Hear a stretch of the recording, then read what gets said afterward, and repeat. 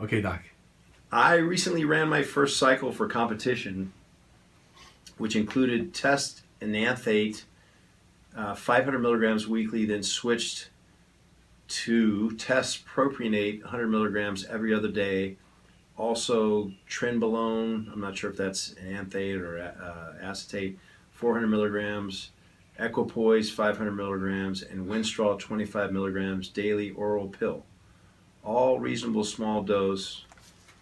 Ran for 18 weeks. Last 4 were only Testosterone Enanthate and Equipoise. During cycle had minimal sides that I could notice due to diet for show.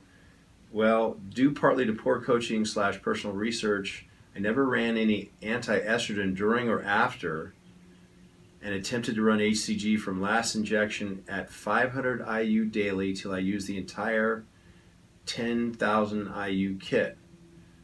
Okay, well, I failed to refrigerate the kit after mixing, and so after about 2 weeks and crazy happenings mentally and physically, I found I had pretty much cycled off 100% cold turkey. After 6 to 8 weeks now of balancing out hormonally, I actually never had any real aromatase issues or gyno, but immediately following the show and for about 4 to 5 weeks, I had edema issues in my legs with water pockets inside inner thighs. Is that related to cycling off? I mainly just lost a lot of size and get super soft muscle-wise, or got super soft muscle-wise. But I have this whole time developed painful large ache or acne, I can't tell because it's spelled ACHNE, across and down my spine, on back and chest. Any advice on how to combat the extreme acne, I'm assuming, and why I had no real aromatase issues? And what can I do to ensure my body is functioning correctly again, hormone-wise? I'm very novice to all these issues and could seriously use the help and peace of mind and to try to remain as healthy as possible after making such a huge mistake. Thanks for any help in advance. Love the videos. Keep them coming, Dave. So, boy, this was a long question, obviously, and a lot of issues. All reasonable small dose, that reference I would not necessarily agree with at all. This is a large amount of testosterone, or a testosterone analog, obviously. We do have studies, I might have mentioned it in prior videos, and they're not a whole lot, obviously, either, but we have some in English, maybe a half dozen or so that show that 600 milligrams a week of testosterone, not an anabolic steroid, but testosterone, as long as you keep the side effects, namely or mainly estrogen, under control, can be used, and you can actually be bigger, stronger, faster without really risking your health. I'm not promoting that, but I'm just saying that is about as far as I think anyone should ever stretch it. And I've said that over and over again to guys that take it upon themselves to do this without guidance of a physician or whatever. This is not a small dose, and a lot of these you're going to have trouble with in the androgenic department. Trenbolone is very androgenic. Winstrol is a DHT derivative. Equipoise is very androgenic. So and that's for like 18 weeks too. Yeah, that's a long time. Yeah. And by the way, I don't know how old this person is, but one thing for sure that we know about using these things and preserving endogenous function is you're better off using a higher dose for a short period than even a small dose for a long period. In other words, chronicity of use is the issue that shuts down your endogenous production of testosterone. So I don't know why I think this is probably someone who's young, maybe not, but aside from the obvious things we talked about before, this is an awfully high dose, and that is a long time, right? 18 weeks, relatively speaking. Not doing an anti-estrogen, as he puts it, well, yeah, that's crazy. I don't know how you can look good on stage without using an anti-estrogen, something to block you're going to hold water if your estrogen goes high, and it had to have gone high in this case. What I do want to mention here, though, is hopefully there's at least one pearl out of all the jibber jabber I give for the answers to the questions.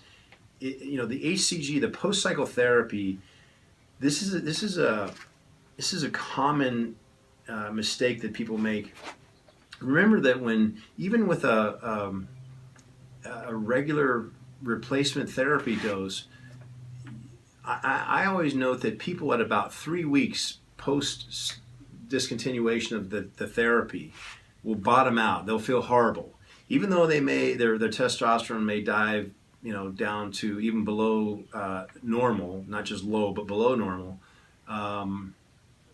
after say 10 to 14 days after they stop, because they've suppressed the endogenous production, whatever it was. Again, if it's a TRT patient or a replacement therapy patient, it was low to begin with. But it'll be even lower for a while. But for some reason, people don't really feel really crappy until about the 3rd week. When you're doing this much anabolic, supplementation, you've got half-lives that you're dealing with, and you've got a quantity that you're dealing with. You're still going to show up high. If this is true, in my estimation, at 3 weeks, you haven't gone off yet. You stopped injecting yourself, but your levels are still going to be high.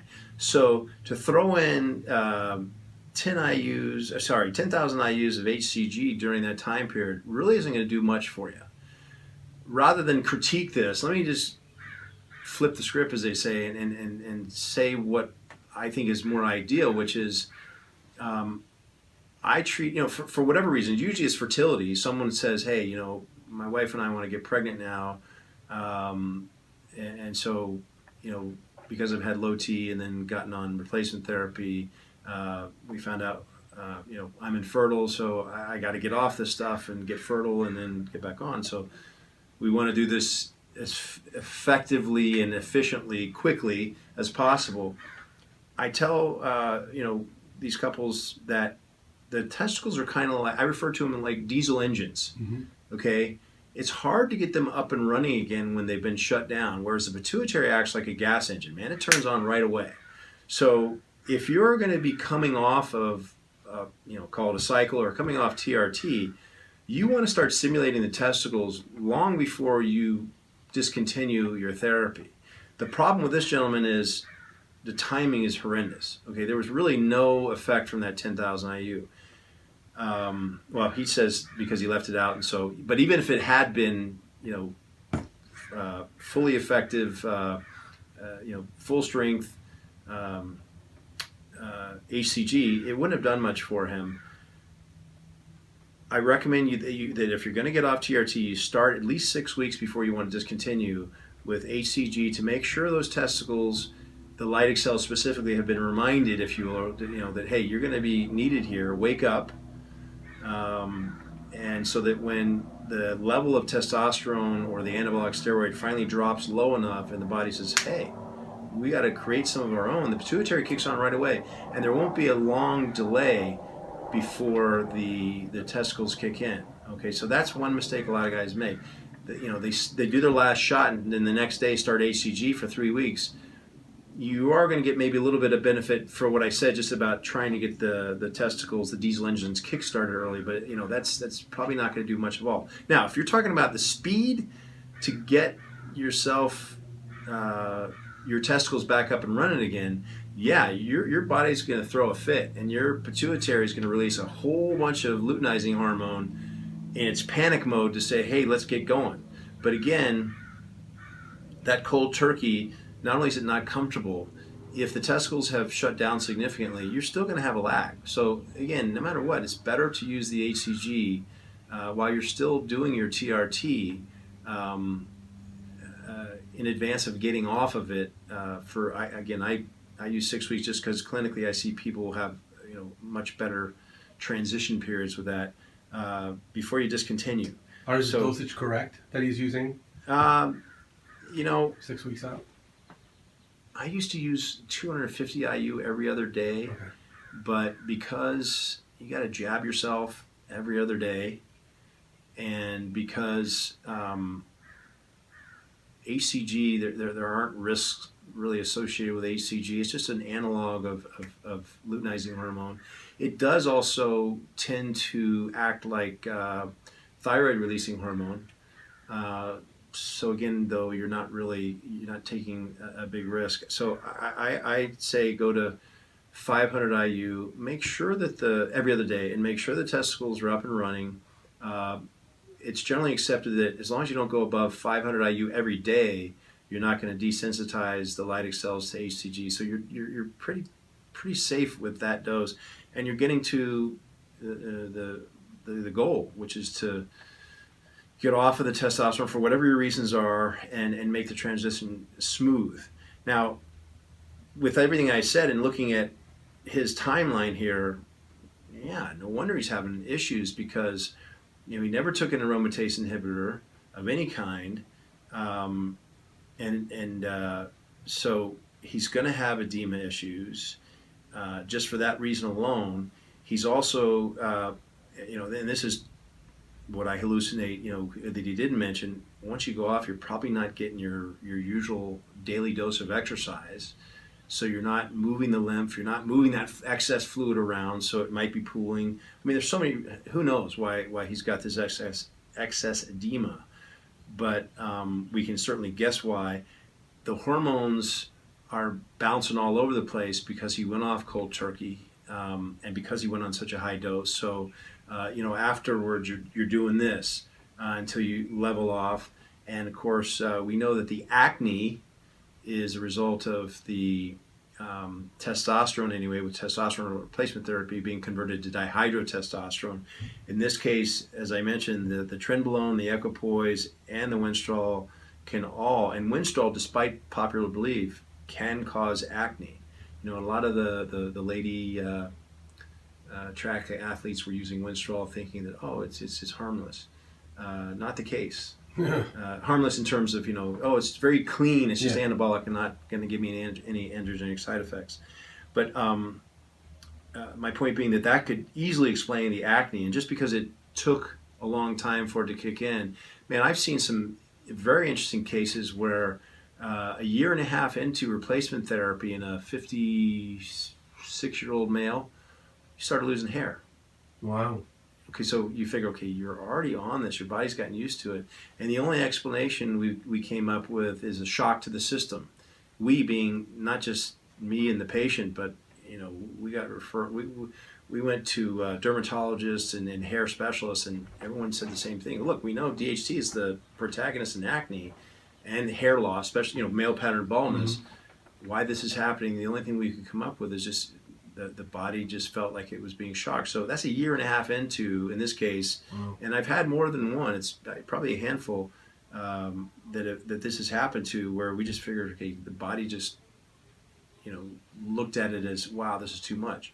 Yeah. I know that doesn't sound intuitively reasonable, but where else are you getting the acne from? Yeah. Okay, it's got to be from the fairly androgenic cycle you were on, or your own production, which is going up and down. Yeah. And we may not have a complete handle on all the sources of acne, because I've definitely had patients tell me that when they adjust their anastrozole dose, acne will come and go. Now, of course, you've got some synergy there, because testosterone is a substrate from which estrogen is made and from which DHT is made. So if you jigger one, you might be affecting the other. So I'm not postulating any new theories. I'm just saying that it all has to do with balance. And clearly, this guy unfortunately got way out of balance. What I would suggest at this point to help is get labs drawn. Let's see what your levels are of estradiol, testosterone, free and total, and dihydrotestosterone. You can get on something that'll stop the formation of dihydrotestosterone called finasteride. You could even go to dutasteride, which is more expensive, but 100 to 300 times more powerful, depending on if we're talking about the hair follicles or the prostate. Okay, and of course, if the estrogen's out of control, we can bring it back down to reduce the edema, presumably from the excess estrogen, and also to get your own body functioning again. Meaning, if estrogen's too high or testosterone's too high, if either one of those is high, the pituitary is not going to send a signal to tell the testicles to start producing more. So get a beat on everything, make the appropriate adjustments, and that'll start to balance out the hormones. Yeah, I agree. Not to chime in and pour salt in the wound, but yeah, this was kind of a mistake, and hopefully. Well, let me just say this. It will normalize. I've never found a case where the physiology doesn't restore itself unless this is a 15-year-old that did this, while he was still hardwiring, or now it's really more soft wiring, we realize, but, hardwiring the HPA axis. But if this is a 30-year-old, you're going to go back to normal. I've never seen a case that it didn't happen that way. It's just, there'll be some fluctuations. I think I answered everything on that one. Right? Yeah. Thank you, Doc. Okay, Doc. So another question is, Dave, I have a question for the doc. I've been on TRT for approximately 2 years now. Since I started, I have experienced anxiety and panic attacks. Also, my heart rate and my BP have been elevated. Example, blood pressure 144/86, pulse 98. I'm 42 years old and never had BP issues or anxiety before. I've had my estrogen and all the standard hormones checked and all were normal. I take anastrozole 1 milligram per week. Even had my thyroid checked. Any suggestion? Boy, this is an interesting one because there are a few loaded parts to this question. And what I mean by that is, one of the things he answered up front is, I asked people if you've ever had anxiety issues prior to getting on replacement therapy, because a lot of times they'll say, oh yeah, when I was in my 20s, I kind of had this, but I outgrew it.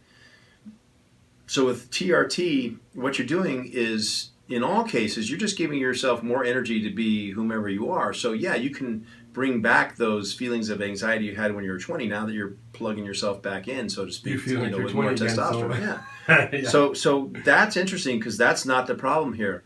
Little known fact is, though, that when you use replacement therapy, your body will make more thyroid hormone typically. And oftentimes you can kill two birds with one stone. If someone's a little low or below normal thyroid, you can get them on TRT, obviously if it's appropriate, but then the thyroid will pump up too, and you don't have to worry about it. So unless someone's really, really low in thyroid, I won't start them on thyroid. Assuming they need testosterone, we'll start with that first and then wait 90 days and see where we stand. Because if you're euthyroid, your body will see the increased thyroid to keep it bound up and say thanks but no thanks. But if you're hypothyroid, you'll take advantage of it. So unfortunately, he says here, even had my thyroid checked, that doesn't mean anything to me. And this is why, these are not, all these videos are not meant to diagnose, treat, they're just informational. Hopefully we still have the disclaimer up every time. At the beginning, but this is why you should go to a physician, because, the reference interval, and I know I've been on my soapbox more than once on these videos before about, the reference interval and natural, normal, whatever, it's natural, normal, get sick and die one day, so who cares? I understand back in the day, in early medicine, someone felt ill, you wanted to get them back to this idea of normal, but really we're advanced enough now where certainly we're appropriate, where we've got plenty of information, we should be talking about optimum. So when he says, even had my thyroid checked, that doesn't mean too much to me. If it's, say, his T3, the active form, free T3, triiodothyronine, is 3.5, that may be enough for him, in this case, to feel anxious, or 3.9 or 4.2. I mean, you start going to 4.5 is usually the normal reference, but again, who cares? If you go back and look, for example, just to stay within the guidelines of what I'm suggesting, and heretofore his T3 has never been above 2.9, and now he's at 3.5. Okay, well now we have an explanation. Excess thyroid can cause anxiety, as he figured out and checked, but check doesn't give me enough information. So let's see, in combination with his TSH and some other clinical factors as well, if maybe the problem is with the thyroid.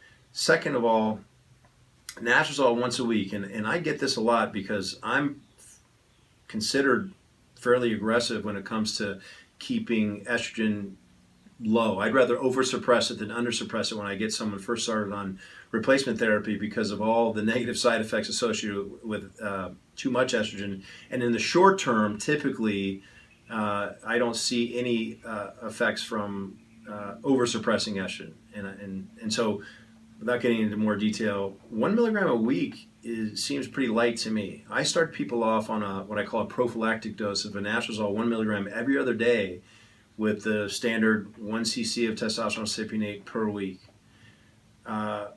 Excess estrogen can not only cause water weight gain, fat gain, but moodiness, irascibility, anxiety, and panic attacks is somewhat loosely bandied about, but could be responsible for all this. So I would want to go back and check, and I'm putting my money on that, given that the thyroid is within range, because the excess BP could be from the excess water weight. The third space water can contribute to the pressure on the cuff, as well as any intravascular water, obviously. Pulse rate, that one, tachycardia is defined as 100 beats per minute or more. He's at 98. Again, I'd need more information. Are you doing your cardio? Is this normal for you, or would 88 be your normal resting heart rate? Is this all up here? When you go to sleep, does it drop down to 60 because you really are in good shape, and this is all going back to the thyroid or some psychological issues, which apparently you didn't have before? But again, I don't mean to give a Byzantine or certainly a not useful answer, but there are more areas we got to get our arms around here before you can make a decision. But definitely, this is not normal. I would first step consider increasing your anastrozole. Obviously, again, first step is go to a physician and get it done under the guidance. But assuming I'm the physician, my first guess would be to increase the amount of anastrozole and see if some of these symptoms don't go away. And that would be a clinical move. Obviously, we can use the labs and say, hey, before you touch anything, let's get a beat on your estradiol levels, your thyroid levels, and let's see. Even amongst the profession, you've got the standard 0.45 to 4.5, and I was referring to TSH earlier, not T3, but that's for part of the conversation. But that's the, again, standard normal reference interval. But the Endocrine Society, which tends to specialize more in endocrinology than your typical GP, will look at 2.5 as the top of the range rather than 4.5, and treat. In other words, if you have a TSH of 2.5 or above, and you have symptoms of low thyroid, you're cold all the time, you have dry hair and dry skin. So, I call it paint by numbers. And that's to what I'm referring when I say, I even had my thyroid checked. I don't know what that means and what how the GP was or I don't mean to say GP, but the other doctor was interpreting any of this stuff. So I don't mean to ramble, but yeah, I would pursue this because you shouldn't necessarily have panic attacks or because those usually come on early in life. Either you're sort of preset for those and you have them really from childhood, or the latest would be late teens, early 20s typically. And then you got it, it's in your genes or not. So if it came on with the testosterone, I'd be suspect it's affecting something else. Something else is not being done properly with the TRT. Good. Thanks, Doc. Okay, Doc, next question. Dave, could you ask the doc about his thoughts on Trenbolone as a standalone compound for muscle gain? And is it truly incapable of aromatizing, having a chemical structure of, I'm not even going to try and pronounce it generic. Thank you in advance. Please keep the episodes coming. Very educational. My favorite episodes on your channel. Nice. Again, I should throw in there, this has all been Dave's idea, guys, so I take no credit. It was his brainchild. Trenbolone is Dianabol, but watered down, if you will. And I don't mean that in any pejorative sense toward Trenbolone, but Trenbolone, I believe, was invented because they wanted to get the same effect of Dianabol, which has been around forever, I knew guys who, I won't mention their name, but before steroids were banned in the '76 Olympics, that verified the old stories about a handful of Dianabol for breakfast, and some of these guys set world records and won gold medals back in the day. And again, I don't want to be disrespectful to them because they can tell you if they did or not. But actually, one of them, talks about it before he died. But anyway, Dianabol, the problem is it couldn't convert into estrogen. Teranabol, because of the substitution on one of the carbons, I think it's the carbon 4, you have the inability to convert or to be aromatized. So it's my understanding that it will not aromatize, but it doesn't have the same effect as Dianabol in terms of muscle gains. Now, everybody's different. So, and people think I'm dodging the question perhaps, but that's the great thing about medicine. It's not like business where, you just deal with that area underneath the Gaussian curve. I use the example all the time in my practice. You got people that can take an amphetamine, Adderall, and go to sleep. Wow. That's the rarity, but they have ADHD, so they're structured, they're wired differently. Whereas most people would be cleaning the house for 2 days, up all night, so depending on the dose. It's very different with medicine, and so when I'm generalizing, and just please accept that I am generalizing, and that's just based upon my experience over the years talking with people about this and getting their feedback. I typically don't recommend anybody, as a doctor, I have to recommend that people use what is appropriate for the condition and not talk about, okay, this is better for muscle building. But as a general rule, when you're dealing with muscle building alone, for as long as I can remember, people have always stacked and more importantly, always used testosterone as a base. So in my experience, people who are using anabolics to, whether it's to be bigger or stronger or faster, use testosterone as a base, not a steroid alone. So Teranabol would probably be best used. And the whole thing about stacking is mixing and matching things that have, it's almost like we mix and match them according to side effect profile, I'm not a big fan of anyone taking a steroid that's not contraband in this country. It is legal to prescribe for certain issues, pernicious anemia being one of them, but Anadrol. Anadrol is one of those that makes guys tend to be, almost homicidal. And I argue, well, why do you need to do that when you can just have a couple of espressos to get pumped up for workout? And again, I'm not trying to be disrespectful toward anybody who's taken them, but there's so many side effects that come with Anadrol. It's one of those things where is the juice worth the squeeze? Mm-hmm. And how am I going off on this tangent? I don't know, but Teranabol alone, I don't know of too many people who have ever done it alone. Again, normally with a base of testosterone. And getting back to what I was saying about combinations, it's been my experience to see people always combining something that's very anabolic with something that might tend to be more androgenic. And that's what I was referring to with the Anadrol. I get it.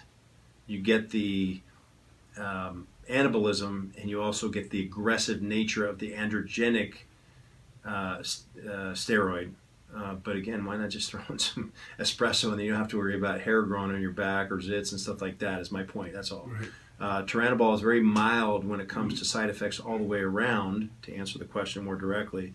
So yeah, it doesn't convert to estrogen, doesn't tend to have the androgenic side effects certainly like the Anabol would be stronger in the androgenic side effects too, or certainly like some of the others like Anadrol. So more than likely you might want to combine that with something else for the reasons I mentioned, but it's not in terms of side effects and side effect profiles, it's not I don't want to say dangerous one, but it's not a risky one like some of the others.